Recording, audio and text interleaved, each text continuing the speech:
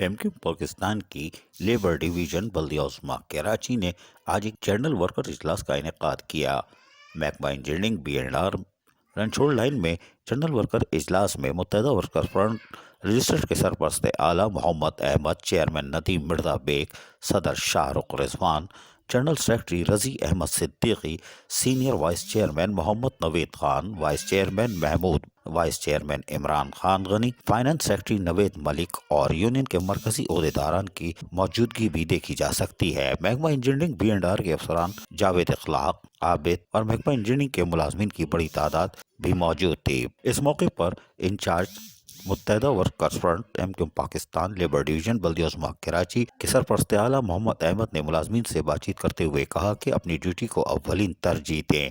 ऐसे महकमे के लिए बेहतर से बेहतर काम किया जाए ताकि बल्दिया उस्मा कराची का इमेज बेहतर हो। बल्दिया उस्मा कराची में तमाम मुलाजमीन के साथ की जाने वाली नाइंसाफियों, ज़्यादतियों के खिलाफ एक मुमकिन एहतजाज भी तरतीब दिया जा रहा है। इसमें भरपूर शिरकत करके इस एहतजाज को भी कामयाब बनाएंगे और बल्दिया उस्मा कराची में मजदूर यूनियन मुत्तहदा वर्कर्स फ्रंट रजिस्टर जो मुलाजमीन की फलाह के लिए काम कर रही है, इसका भरपूर साथ दिया जाए।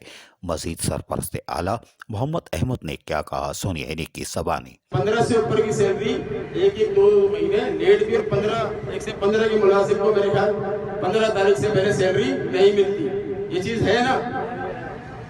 तो ये नाहिल मेरा मुलाजिम नहीं है, नाहिल वो अफसर है, वो साहिब इख्तियार, साहिब इक़्तिदार है जो आज भी अपने ऐसी कमरों में बैठा है और मुलाजिम के मसले KMC से निकाल कर चीफ सेक्रेटरी या वज़ीर आला हाउस ले जाने का रवादार नहीं है।